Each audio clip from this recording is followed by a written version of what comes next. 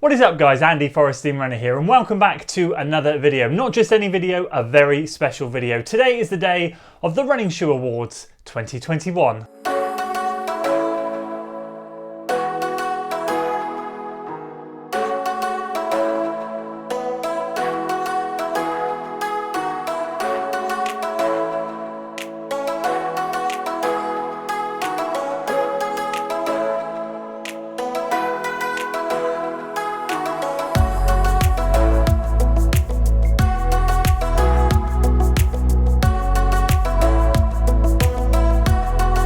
So welcome to the Running Shoe Awards 2021, the best, most exciting and most fun video I get to make during 2021. I absolutely love it. This is the third year now where we have created this video. Things kicked off in 2019 when we did our first Running Shoe Awards here on the channel. We had last year's edition and now this year we have another 18 shoes to rank, categorise and award prestigious titles. And of course one lucky shoe is going to get the very prestigious title of Running Shoe of the Year 2021.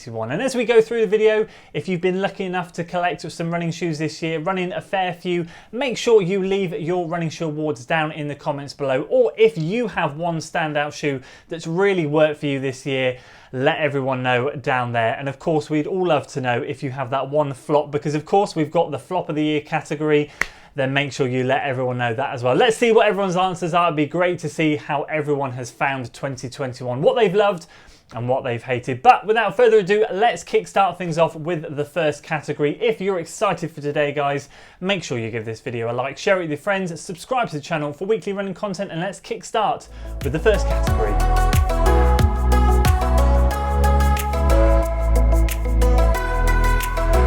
So let's kickstart things off with the long run shoe of the year. Let's start off with a good one. So for me, a long run shoe has got to encompass comfort and performance. Both of these things I need, because more often than not, I'm doing some kind of long run workout, but I'm also partial to a nice, easy, slow long run. So I like to mix and match, and I want shoes that are going to do both of those things for me. The long run is a staple in my running routine, as I'm sure it is in a lot of yours. So these are the shoes that I've shortlisted. We'll give a couple of honourable mentions, a runner-up, and then of course the category winner. So honourable mentions go out to the Hoka Mach 4 and of course the Atreus running shoe, the Artist. Both those shoes great. The Mach 4 I felt was light and nimble and had comfort in abundance. I just struggled sometimes on the long run to pick up the pace, but I did feel it was a great option. And the Atreus Artist was the other way around. It was super comfy and always ready to pick up the pace, but sometimes if I wanted something a bit easier, it was just a little bit clunky to get into that easier rhythm. So I have both of those shoes for different ends of the spectrum.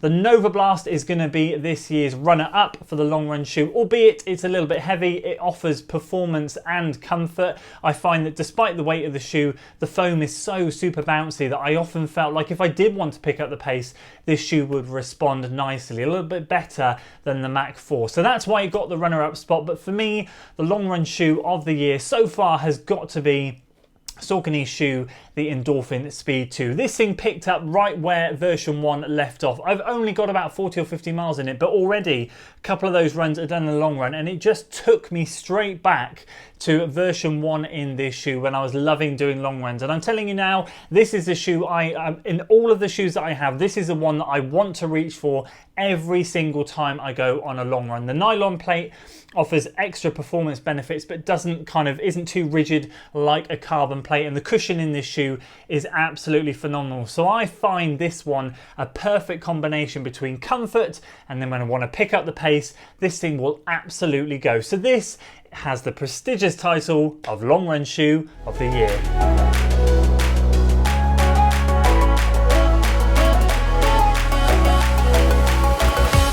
Rolling straight into my Speed Day shoe of the year. What a category this is. I love this category so much because I love my speed work in my training. Now, when I say Speed Day shoe of the year, I'm looking at shoes that are going to be taking me on my interval workouts, so sort of VO2 max, anywhere down to sort of like 2, 3, 4 minute repetitions. Nothing more. We're not talking tempo days where I might want a little bit more cushion or longer intervals. We're talking short, sharp work. I want something light, I want something nimble, and I want something that's going to get me from A to B and going to let me do a lot of the work. And we've got a couple of honourable mentions, a runner-up, and of course a winner of this category. So the honourable mentions, I'm going to go to the Saucony Endorphin Speed 2 Run Shield. I love that shoe. It's great. As you've just seen, it won long run shoe. It's just got a little bit too much cush for the speed workout, but I've already done a speed workout in it. I do enjoy it. I just find there's a little bit too much assistance there, shall we say. We'll talk about that why when I show you the category winner. So that one gets an honourable mention. The Rebel V2 should have placed higher. It should have won this category. It should have blown the other competitors away. But sadly, the foam just was a little bit too soft for me. I got it over 100 miles, and just as I got to around 120, 130, I filmed myself in one of my videos, and I noticed when I was getting some ankle pain and shin pain how much my ankles and my feet were landing, collapsing in. The foam, I think for me, was just a little bit too soft, and I know a lot of you guys out there have got far more miles in the Rebel than I have, but I just had to sadly shelve it for the meantime because I couldn't carry on running in pain, obviously. But for the first 100 miles, what a shoe that was. I hope that things in the Rebel V3 next year are slightly different. We'll have to wait and see. So the runner-up shoe of this category goes to the Skechers Razor XS. Lightweight, nimble, just everything you want in an interval shoe. I don't want assistance. I don't want things that are going to aid me. I want something where I'm going to be doing all of the work, and that thing comes up second place. Sorry, this thing comes up trumps in this category. The Puma Liberate Nitro, or Puma Liberate Nitro. This thing, what a shoe. I've loved this shoe this year. Now, it has been shelved for the last few weeks because I've been putting the mileage in the Skechers to try and get that thing to 100 miles. But now that's there, this thing is going to be coming back out for the intervals. Why did this thing win the award? Because it does everything that every other shoe doesn't do. It's not got the bells and whistles. It's not got all the technology. It's not got the rocker. It's not got any AirPods. It's not got anything. It's just a bog standard basic shoe where I do all of the work, because when I do all of the work, I know I've gone out there and a speed workout and work my backside off, so that when I slip on those race day shoes, everything feels so much easier. You can see how the profile of this shoe, it's just flat. There's no curved bit at the toe to help you roll through your stride.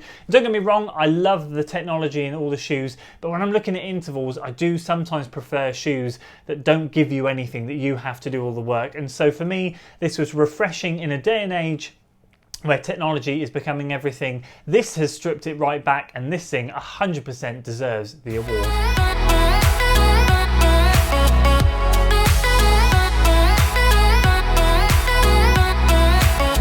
And now we move on to Easy Run Shoe of the Year. Now this is the category where we spend most of our time during our running week. These are the shoes that for me on my YouTube channel, I can get up to some decent mileage because of course I'm able to put more miles in these things quicker. So long-term reviews come out on these types of shoes a lot more than the other shoes. And also this Running Shoe Awards this year has really highlighted the lack of easy day shoes or daily trainers that I've purchased in 2021, because out of the four shoes that we have in this category now, they are literally the only 4 daily trainers that I've purchased out of the 18. So something's got to change next year. So we'll kickstart with the honourable mentions and then move on to the runner-up and talk about the winner. Honourable mentions, wow, the Pegasus 38 is kind of filling a bit of a hole here. Otherwise there would only be 3 shoes in this category. Pegasus 38 kind of sat on the fence. I'll give it a mention. I found it better for sure than the 37, but still not the best and most inspiring. In fact, very dull and boring. Having said that, on the flip side, the Vomero 15, the only shoe actually in this Running Shoe Awards that was not purchased in 2021. Reason being, I made the 2020 Running Shoe Awards, and then between that void of end of December into January, that's when I bought this shoe. So it's been bumped forward to this one. Just like any shoe now being bought after the 10th of December to the 31st of December, I will bump forward into next year. So the Vomero 15 moves into this year. Got over 100 miles in that shoe earlier on in January, February and March. And that is a shoe that I actually did really enjoy far more than the Pegasus. The midsole foam in that was so much more comfortable than Pegasus. Although the Nike shoes are slightly uninspiring from daily trainers, the Vomero completely top trumped the Pegasus for me.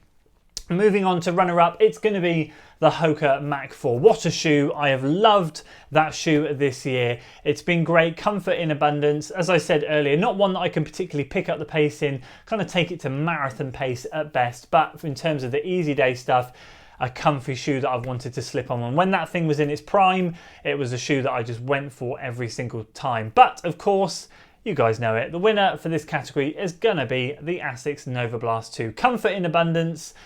and doing far better in terms of wear and tear than the Mach 4. This thing has more miles than the Mach 4 and is showing absolutely zero signs of wear and tear. And I think that's where the Hoka shoes just fall a little bit short, is their durability isn't quite there. But for Asics, you know, this shoe is going to be, I got my version 1 to 400 miles and then I started walking in it for like a whole year. It had like at least 800-900, maybe 1,000 miles in that thing with all the walking. And this thing, after 330 or 340 odd miles, there's just not a sign of wear and tear on it at all. This is a 600 plus mile shoe, and in itself that has got to go a long way. So in terms of comfort, this is the only shoe at the moment I want to run in for my easy days.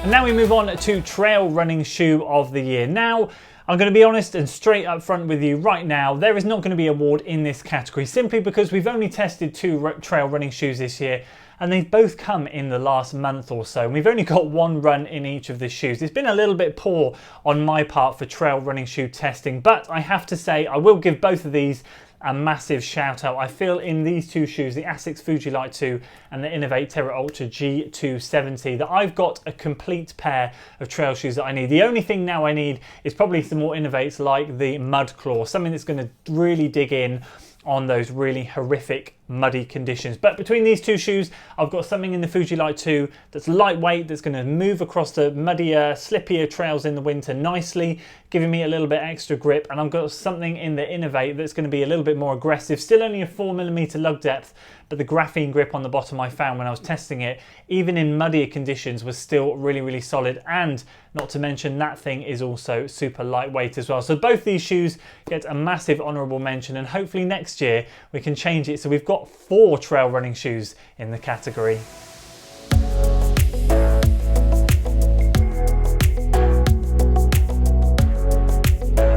And let's move on to race day shoe of the year. Now this is a category that I wish was brimming full of awesome technology and amazing super shoes for me to show you, rank, order and categorize and give you guys a winner. But sadly, as a lot of you know if you do follow the channel, I am a size UK 13. There are so many brands out there that do not make their super shoes in my size. Namely, Asics aren't doing them in my size. Adidas never do running shoes unless they're Boost in the UK size 13. Brooks, Reebok, any of those shoes. New Balance came late to the party with the RC Elite 2, but for me, by the time they released a 13, the ship had certainly sailed. So we have a limited selection this year, and there is one notable absentee, and that is the Saucony Endorphin Pro. Despite it being last year's shoe, I have raced in that thing this year. And again, Saucony, you released a Pro Plus and did not release it in a size 13. So a bit of a frustrating category for me, but nonetheless, we've got some shoes to go through. We've got honourable mentions here just for the Carbon X. In fact, actually, I'm not going to give it an honourable mention. It's a shoe that I didn't particularly get on with. It's here to fill a space. It's heavy, it's bulky, it's clunky. It's a shoe that I think I've run in 3 times this year and I just absolutely shelved it. The Rocket X was a far better option that I got last year, much more preferable to the Carbon X 2. Let's hope the 3 is better than this. Runner-up goes to Atreus Running Shoe The Artist. I love that shoe, featured in the long run shoe category. Honourable mention there. Another one here, great shoe, super comfort, super springy. If I'm honest with you, it doesn't quite compete with some of the racing shoes that are out there, but I feel like for a budget racing shoe or a more affordable option, this thing is 100% something that you guys should check out. So the winner of this category is indeed going to go to the Next Percent 2. Now, to be honest with you, I think this shoe would have won it anyway, regardless of the competition, because it's my go-to running shoe. But of course, I'd love to try the Asics shoes. I'd love to try the Adidas ones. I'd love to try the New Balance. That's going to be something that I really do push for next year, even if a shoe company does release a 13 later when the hype has died down or the ship has sailed. I'm going to make an effort to grab some more racing shoes because I have been really predominantly racing in the Next Percents this year. I do prefer version 1 to version 2, I have to be honest, but I still find version 2, especially the upper, better than version 1. I still find this shoe an absolute cracker, and it's been a pleasure to race in this thing this year.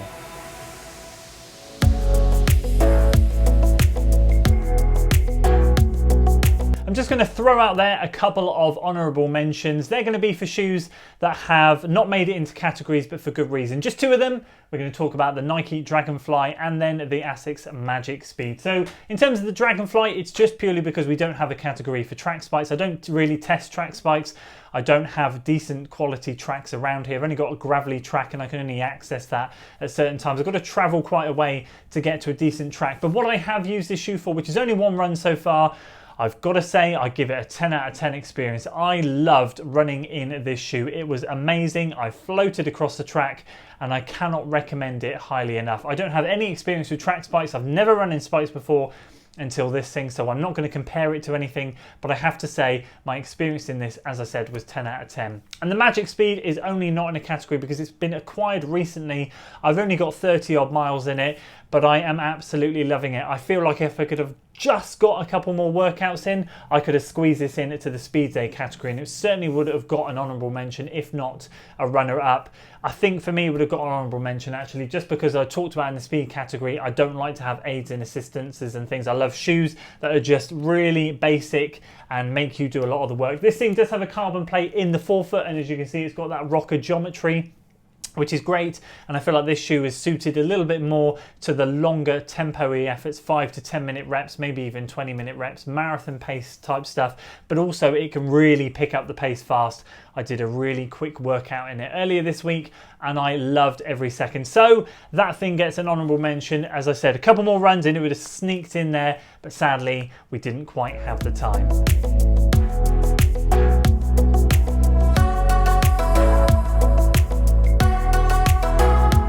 Moving our attention to the penultimate category, running shoe flop of the year. Going to give a couple of honourable mentions, give you the runner-up, and then a standout winner in this category. We won't waste too much time on this because we want to get to the main contender. But for me, a couple of runners-up go to the Pegasus 38 and the DV8 Nitro.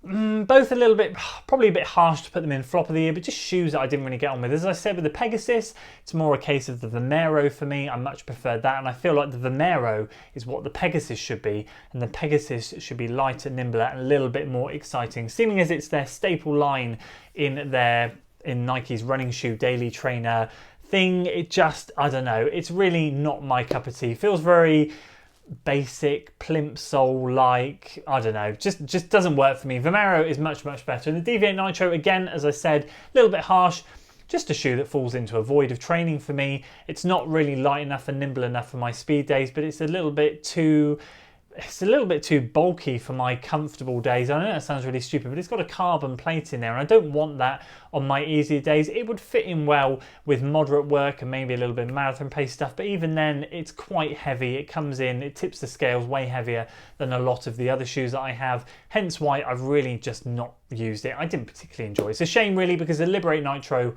was so good. I wanted to try more Puma shoes, but sadly in this occasion, this one just hasn't worked out for me. Runner-up is going to go to the Carbon X. I have no idea what Hoka did with this shoe. Sadly, they blew it up into a monstrosity. The weight of it is just way too much. The Rocket X, I much preferred, used that a lot, got that over 100 miles. Sadly, that started giving me a bit of ankle and shin pain, so I had to stop using that. But I loved the Carbon X1. I was really excited for the Carbon X2, and it kind of feels like they took the Carbon X1 and went, right, actually, we're going to go the Rocket X route as an upgrade to the Carbon X1, and then the Carbon X2 is going to just become something completely different and going to be more geared around that 100k ultra road running shoe that they kind of promoted during that 100k world record attempt with Jim Walmsley and all of the Hoka team. So it's a shoe that really doesn't really work for me. It doesn't fit into my rotation. In terms of a racing shoe, just way too heavy. But the winner by a country mile in this category is the Solar Boost. I think it's the Solar Boost 3. I got this. This was the first running shoe I bought this year, and what a disappointment. It's still got the blood stains on the end there. So obviously I can't try a lot of Adidas shoes. Their Adios range, the performance shoes, they only go up to a size 12. So it's not even just the super shoes. I can't even try the things like the Bostons or the Adios or the SL20s, or I just can't try any of it. The only ones I can try is anything with Boost in it. And I loved my Ultra Boost 19. What a comfy shoe. But this thing, it's like the Pegasus on steroids. It's like the Pegasus, it's just gone poof. And the weight of this thing, there's so much plastic, there's so many overlays, there's so much going on with this shoe. It tips the scales as my heaviest shoe of the year. It was big, it was clunky, and it was completely unenjoyable ride. So this got shelved very quickly and is the biggest flop of the year for me.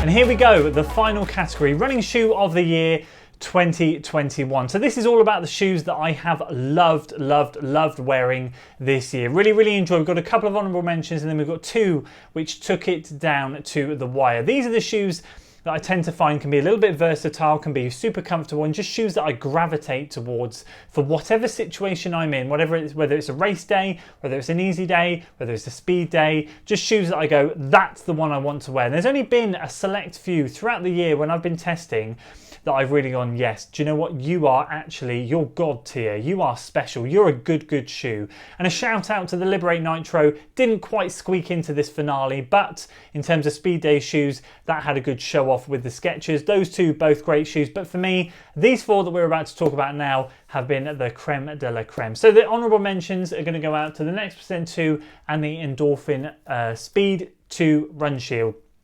The Next Percent 2 just because I enjoy doing workouts in them and I enjoy racing in them. As I've said before, they're not quite the same for me as version 1, but I still really love the shoe. They are my go-to racing shoe. I've tried running in the Endorphin Pro, I've tried racing in other shoes, and I have to say, out of every single shoe I try when I'm racing, I always come back to the Next Percent. And I feel like Nike did a very simplistic update this year. It wasn't anything crazy, but they did a smart move. Whatever you think of Nike, they did a smart move in dropping the price in them.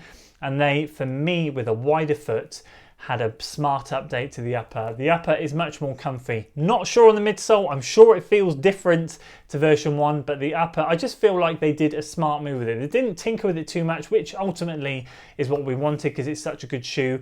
And yeah, it's a shoe that I just gravitate towards every time. The Endorphin Speed 2 Run Shield, lighter than the normal speed shoes. And I have to say, since I've had it, although it's not quite up to 100 miles yet, has been an absolutely fantastic shoe that I have really enjoyed running in. I remember how much I love running in the Speed. Obviously, we've just done a video about the Speed version 1 getting to 300 miles. I feel like these shoes are not only versatile, they're durable, and you're going to get what you pay for. Something that's really solid. I'm excited to take this thing through winter. I've already run out in the rain now with this thing and can confirm that the water resistance on this shoe is great. Don't go in big puddles. Obviously it's going to go over the top and into your foot, but when it's raining, your feet stay nice and dry. I've really enjoyed it. That takes us down to the runner-up and of course the winner of this category. These two shoes took it down to the wire for me. These two shoes, this shoe in particular, was so tough because I knew what to expect from the Nova Blast, but when Seth Demore hyped up the Mach 4 late last year and said, look out for the shoe this year, I thought, okay, I'll bookmark this shoe. I'll remember this shoe. And when I got it, I loved it. It was a shoe that I said it time and time again, it's the James Milner of running shoes. It is boring, it is no frills, but it is comfy and it gets you from A to B in an enjoyable experience. The whole Hoka setup in this shoe, the upper in this thing is divine. I know a lot of you agree with me. I know some of you don't agree with me. That's fine. But I've got to say this thing was a stellar option this year. As I said, we kind of knew what was coming with the Nova Blast. The Flight Foam Blast was great in version 1. In fact, it was the best midsole I found in version 1.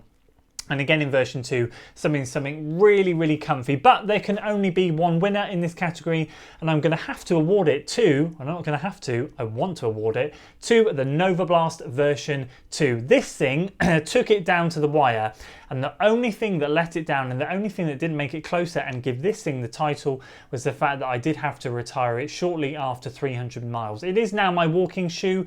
But again, Hoka just let it down with its durability. This thing at 330 something miles now, so more than in this shoe, is going strong. It's built to last. Not only is it comfortable, not only is it a shoe that when in my rotation, I look at it and go, yep, that's the one I want to wear today.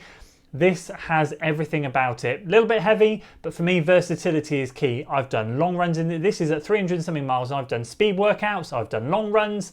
I've done easy runs, I've done moderate runs, I've done everything in this shoe. There's not anything that this thing can't handle. Yeah, it's not the best for speed, but on the whole, everything else, it can do it. This is relatively similar, but just lacks that durability. If this thing would go to 400-500 miles without an issue, I'm gonna be honest, I feel like I would give this shoe the award just because I feel like it came in with something a little bit different, but due to its durability and due to how much it wears down and now sadly is unusable for anything bar walking, I am going to award it to the Nova Blast version 2. So there we go, that's my running shoe of the year, the Nova Blast version 2. In 2019 we had the Rincon version 1, in 2020 we had the Asics Nova Blast version 1, and now in 2021 we have the Nova Blast 2022. And I remember saying in the Running Shoe Awards last year, it's going to take something mighty special to take the Nova Blast crown away, and Hoka nearly managed it. If they could only just get their act together